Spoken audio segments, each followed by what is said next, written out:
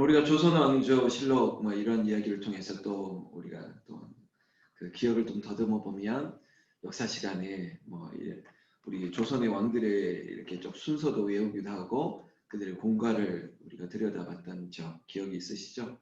그것뿐만 아니라 드라마의 단골 주제가 바로 왕들의 이야기 아니겠습니까? 사극이라고 하죠. 사실은 역대기도 마찬가지입니다. 이스라엘, 유다 왕들의 이야기. 그 이야기가 참 흥미롭고요. 특별히 우리에게 유익하고 지혜가 교훈이 되고 있습니다.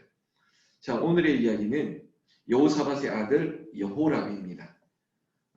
여러분 오늘 보시다 보면 21장 1절 다시 한번 좀 주목하시면 여호사밧이 그의 조상 함께 누웠다, 죽었다는 거죠. 그리고 그의 아들 여호람이 대신해서 왕이 되었다. 이렇게 시작하고 있습니다. 그리고 2절에 여호사밧의 아들 여호람의 아우들, 그러니까 형제들도 많았다라고 밝히고 있습니다. 그런데 그 형제들과의 또 분쟁, 또 끔찍한 사화가 기록되고 있죠. 조선의 왕조의 이야기와 참 유사한 부분들도 참 많습니다. 그러다 보면 권력은 참 잔인한 것입니다. 어느 나라를 또 역사를 다 훑어봐도 권력을 찬탈하기 위해서 인간의 잔혹함은 늘 드러나는 것 같습니다. 그러면 그 정치가 뭐냐? 그러면 결국은 권력을 누가 차지하느냐 그 게임 아닙니까? 특별히 우리나라 기준으로 한다면 대통령, 대권을 차지하기 위해서 정말 수없는 수가 왔다 갔다 하고 있습니다. 이게 정치라는 건데요. 오늘도 이 정치의 한 대목을 우리는 보고 있습니다.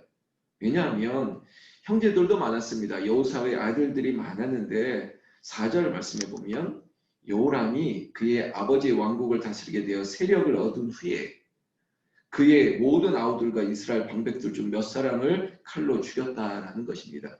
권력을 얻었는데 왜 이래야 될까? 그만큼 권력이라는 게 마치 반지의 제왕처럼 그 절대 반지와 같은 정말 끝없는 탐욕을 일으키는 것 같다는 거죠. 이것을 쥐었는데 이 권력을 유지하기 위해서 불필요한 것들, 소위 말하면 두려운 존재들, 또 나중에 어떻게 위협이 될 만한 모든 것들을 다 제거하고 있는 거죠. 그 제거하면은 핏줄, 혈연으로 맺어졌던 가족들까지, 형제들까지 그렇게 제거하고 있었다는 것입니다. 칼로 죽였더라. 이 잔혹함을 보고 있습니다. 여러분 5절에 보면 여호람이 32세 그가 직위에 올랐고 그가 이제 다스리고 있었다. 글쎄요, 나이가 몇 살에 올라갔다 이거보다 더 중요한 이 역대기의 이 왕조의 기록에는 중요한 대목이 있습니다. 바로 6절에 보면요. 그가 이스라엘 왕들의 길로 행하여 이 대목입니다.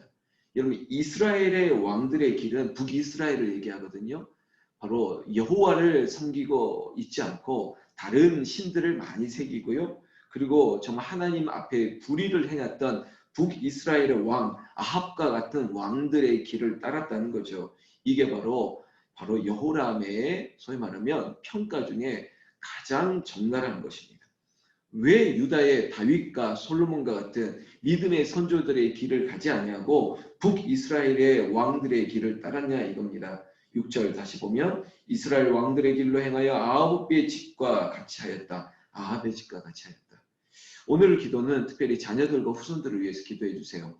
우리의 자녀들이 어떤 길로 가야 될까? 누구와 함께 연대를 해야 될까? 그리고 누구에게 영광을 나타내는 자녀가 되어야 될까? 우리는 이러한 하나님 보시기에 부정적인 기록들도 이것은 우리에게 교훈으로 삼아야 되는 거죠. 계속 좀 볼까요? 6절 중반절부터 이는 아합의 딸이 그의 아내가 되었음이라 그가 여호와 보시기에 악을 행하였으나 이렇게 얘기하고 있습니다. 여러분 아버지의 좋은 점을 좀 따랐으면 좋겠는데 그러나 이 아들이 이 여호사밧이 종교개혁을 그리고 사법개혁을 그리고 모든 정치적인 사회 모든 것들을 기억하는 좋은 아버지의 것을 본받지 못하고 마치 그의 여호사밧이 하나님 앞에 범죄했던 것 중에 대표적인 게 바로 전략적인 연대를 이루고 또 사돈관계를 맺고 막 그랬던 북이스라엘의 왕가의 연대가 있었잖아요. 그거는 따라하지 말아야죠. 하나님 보시기에 합당하지 않았고 하나님이 싫어했던 일인데 결국 이 여호람도 아버지가 했던 그 부정적인 모습을 그대로 따라하고 있습니다. 아합의 딸을 그의 아내로 맞이하고 있다는 것이죠. 우리의 기도, 이 자리에도 아버님, 어머님들이 계시는데 우리 자녀들은 마치 모세처럼 나는 이루지 못한 꿈이 있을지라도 우리의 자녀들이, 후손들이 누릴 수 있는 그런 좋은 것을 그리며 기도해야 돼요. 그러면서 우리는 또한 함께 기도하는 것은 우리의 가문에, 우리의 인생에 있는 쓴뿌리들, 나쁜 것들은 제거하기를 기도해야 되는 것입니다. 그럼 아버지가 알코올릭인데 아들도 알코올릭이면 되겠습니까? 만약에 우리 집안에 그런 나쁜 습관들이 있다면, 나쁜 영적인 뿌리들이 있으면 그거 하나님 뿌리 내어 주시옵소서. 우리 아들에게는, 우리 딸에게는 이런 굴레가 씌어지지 않도록 하나님 더 기도할 수 있는 그런 영적인 아버님, 어머님 되시기를 예수님의 이름으로 축원합니다. 그게 뽑혀야죠. 그런데 여호람은 바로 그런 아버지의 누를 그대로 답습하고 있습니다. 그런데 7절에요. 여러분 이 대목 역시 오늘 아버님 어머니를 위해서 권면하면서 기도 제목을 드리는 겁니다. 7절 여호와께서 다윗의 집을 멸하기를 즐겨하지 아니하셨다는 거예요. 왜 그럴까? 성경은 그대로 그 다음 구절에서 이유를 말하고 있습니다. 이렇게 혼날 짓을 하는데도 하나님께서 잠깐 참고 있다는 거예요. 이유는 이전에 다윗과 더불어 언약을 세우시고 또 다윗과 그의 자손에게 항상 등불을 주겠다고 말씀하셨습니다. 이겁니다. 예, 그 위에 때 아닙니까? 증조 할아버지쯤 되죠. 뭐 쭉 올라가는. 이게 바로 믿음의 관록이에요. 믿음의 계보예요. 믿음의 선조의 소위 말하면 공로예요. 할아버지 믿음 때문에, 외할머니 믿음 때문에, 그 중심 때문에. 그래서 저 시골교회 개척하면서 정말 충성했던 그 집안의 어르신들의 믿음이 마치 계보로 내려온 거예요. 하나님은 그것까지 기억하시는 거예요. 다윗과 약속했던 것이 있었어요. 오늘 성경 말씀 그대로 언약을 세웠지 않습니까? 그의 자손에게 항상 등불을 주겠다고, 좋은 것을 주겠다고 약속하셨던 말씀이 기억나는 거예요. 그래서 당장 멸망할 백성인데 하나님께서 즐겨하지 않았다고요. 참고 있는 거예요. 지금의 이 범죄함을 하나님께서 바로 불화살을, 불검을 내려가지고 다 멸망할 것 같은데 누구 때문에 지금 참고 있냐? 바로 다윗 때문에. 다윗의 언약을, 그리고 다윗에게 등불을 주겠다고 하셨던 그 말씀. 그래서 그 자식을 긍휼히 여기시는 거예요. 여러분, 저처럼 못난 목사는 그런 은혜가 있습니다. 하나님, 저에게 부족함이 있어도 그래 3대 4대로 올라갔던 그 믿음의 그 기도가 그래도 남아있는 거예요. 여러분, 기도는요 정립되는 거예요. 그 믿음은 남아있는 거예요. 그 믿음의 관록이라는 것은 정말 무시할 수 없는 거예요. 그래서 믿음의 뿌리가 있고 믿음이 2대, 3대, 4대로 쌓여가면 그 집안 자녀들 보세요. 여러분, 제가 그저 그냥 기복적인 말을 하는 게 아니라 정말 남다릅니다. 여러분, 그래서 저기 언더우드 집안같이 정말 한국 선교를, 조선의 선교를 위하여 오셔서 뿌리를 내렸던 그 집안들을 보면요, 정말 훌륭한 자녀들이 훌륭한 후손들로 쫙 소위 말하면 라인업이 쫙 펼쳐지는 것을 볼 수 있습니다. 우리 한국교회도 마찬가지입니다. 지금 3대, 4대, 연세대 뭐 교수들 하시는 분들 보면 대부분 다 초대 믿었던 믿음의 선조들, 처음 조선에 복음이 들어와서 선교사들을 통해서 세례받았던 집안들이 거의 대부분이에요. 그 왜일까요? 이 기도의 유산입니다. 그래서 제가 오늘 이 자리에 있는 여러분들에게 거룩한 기도 제목을 드립니다. 하나님, 이 기도가 쌓이게 하여 주시고 우리 집안이 믿음의 가문, 믿음의 계보를 이어가게 하셔서 내 자녀 때는 더 잘되고 내 후손들에게는, 믿음의 후손들 3대, 4대로 내려가는 그 자녀들에게는 훌륭한 열매들이 나타나게 하여 주셔서 그 기도가 오늘 여러분들의 귀한 기도의 제목 되시기를 예수님의 이름으로 축원합니다. 부모의 믿음 하나님께서 보십니다. 부모의 기도 하나님께서 보십니다. 그래서 어거스틴 같은 위대한 교부, 아우구스티누스 같은 교부에게도 믿음의 어머니가 있었어요. 모니카가 있었어요. 늘 눈물로 기도했던 어머니의 기도가 그 자식을 완전히 변화시켜서 역사, 세계사에 기록될 만한 위대한 교부로 남겨질 수 있었던 이유, 그게 그 사람 잘나서가 아니라 어머니의 기도가 있었다는 것을 저는 확신합니다. 이 자리에는 어머님의 기도, 아버님의 기도가 하나님께서 열매 맺히는 자녀들의 영광이 되고 축복이 되기를, 후손이 되기를 주의 이름으로 축원합니다. 8절부터 보시면요. 여우람이 그럼에도 은혜를 받았음에도 불구하고 그의 재위 기간이 불과 8년밖에 안 되는데 날로 좀 좋아지면 좋겠는데 끝까지 하나님 앞에 범죄함으로 나아가고 있다는 것입니다. 아버지만한 자식 없다고 뭐 이런 말이 나와야 되는 겁니까? 8절부터가 그런 얘기입니다. 그때 하나님께서는 그런 불의한 왕, 그런 시대, 악한 시대에 하나님께서 긍휼히 여겨주셔서 위대한 선지자를 그 시대에 그 왕에게 붙여주고 있습니다. 이유는 그 나라 하나님 백성 때문이에요. 그 백성들이 불쌍해서 이 불의한 왕 앞에 하나님께서 선지자를 보내시는데 12절 말씀 보실까요? 바로 우리가 너무나도 잘 알고 있는 엘리야, 선지자 엘리야를 하나님께서 여호람에게 보내십니다.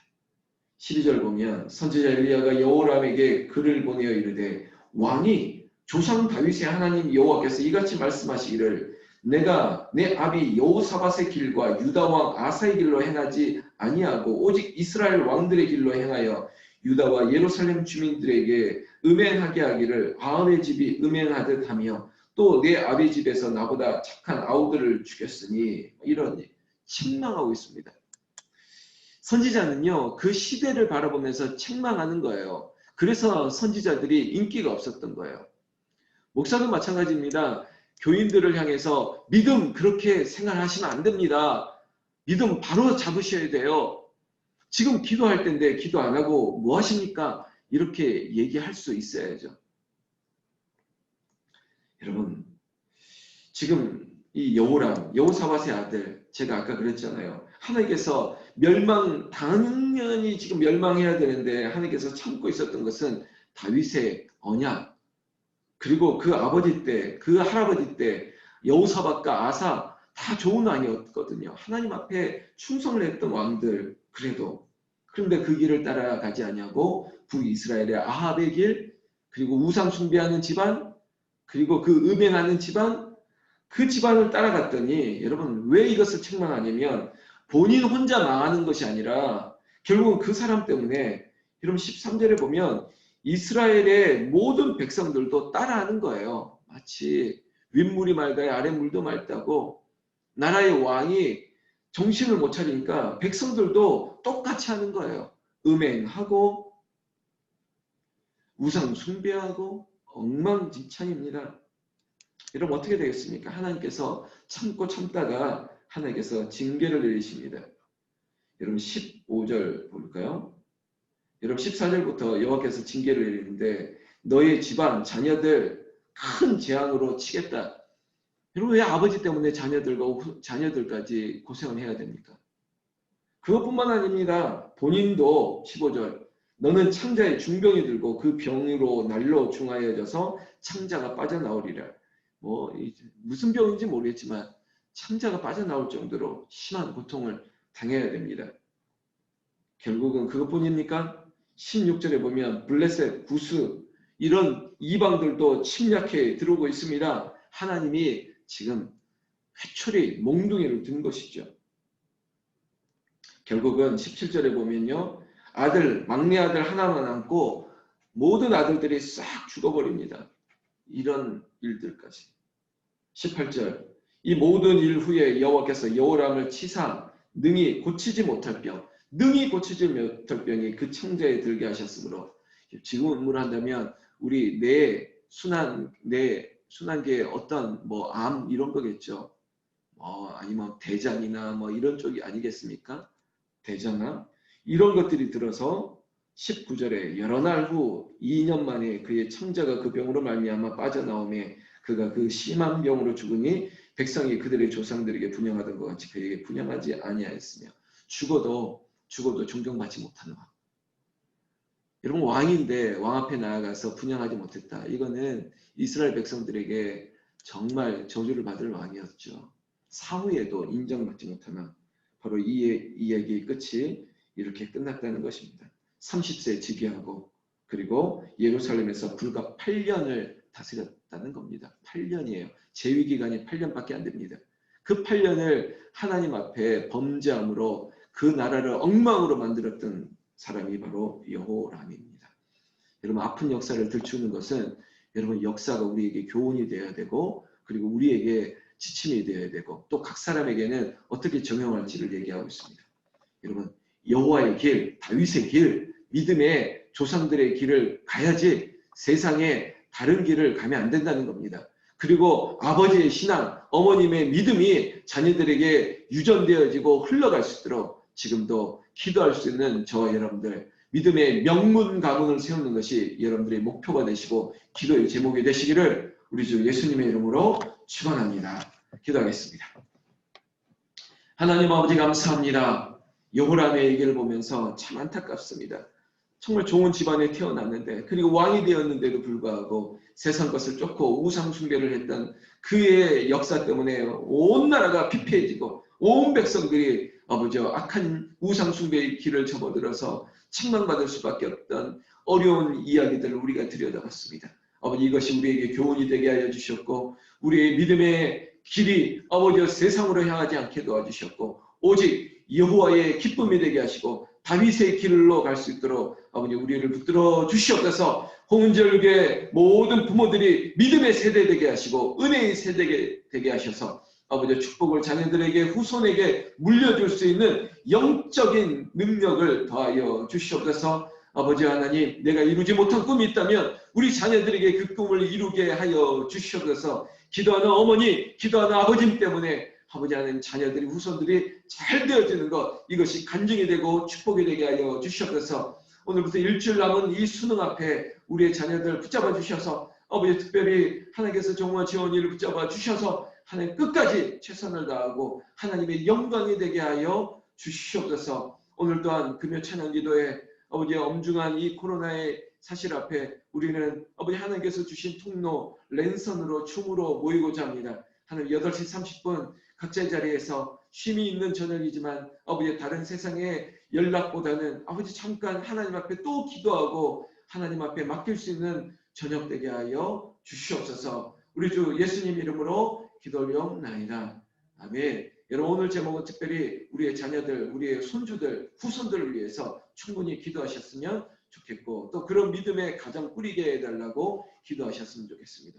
여러분 주님 부르며 여러분 기도 중보해 주시면 좋겠습니다. 주님 부르겠습니다. 주여 주여 주여. 하나님 아버지 감사합니다. 우리에게 은혜를 더하여 주셨고 그 은혜가 흘러 우리의 자녀들과 후손들에게 넘쳐지게 하여 주시옵소서. 오늘 우리에게 주신 은혜가 있사오니 은혜 붙들고 아버지 하나님 내가 믿음의 2대 3대 4대 가문 일으키겠다고 하는 아버지 결단을 더하여 주시옵소서. 수능이 일주일 불과 남았습니다. 하나님께서 지혜를 주시고 그리고 명철을 더하여 주셨고 믿음의 담대함을 주셔서 끝까지 주의 길을 걸 수 있게 하여 주시옵소서. 나는 부족하오나 그러나 내 죄가가 우리 자녀들에게 가지 말게 하여 주시옵소서. 내 죄가가 가는 것이 아니라 은혜가 축복으로 전수될 수 있도록 아버지 우리 믿음의 세대들이 철저하게 회개하고 하나님의 길로 다시 한번 아버지 붙든 바 되는 그런 역사 있게 하여 주시옵소서. 죄는 심판받는 것인데 그러나 하나님 앞에 회개하면 용서받는 은혜가 있사오니 하나님 날마다 주께로 나아가게 하여 주시옵소서. 하나님 오늘 금요 찬양 기도에도 이 줌을 통해서 만날 텐데 8시 30분 아버지 하나님 세상의 기쁨보다 모이는 기쁨을 회복하여 주시옵소서.